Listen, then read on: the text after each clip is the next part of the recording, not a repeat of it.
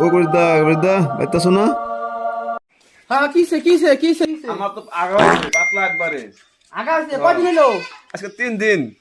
হায় রে হায়, আর যদি একটা ঘন্টা যাইতো তুমি এ আমার উপরে জায়গা তাই নাকি? তাহলে আগে হান্না কেন আমার বুকালে? আমি জানি না তো, পুরো আমরা ওই বস্তির একটা সারাই কইলো আগে হান্না একটা অনেক দাম লাগে। আরে এমন ধারা মারি তুমি আর জন্ম আগা হইব না বহনে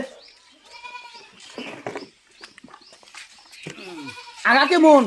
আগা ফেরাত ফুরুত ফেরাত গুড়া গুড়া গুড়া।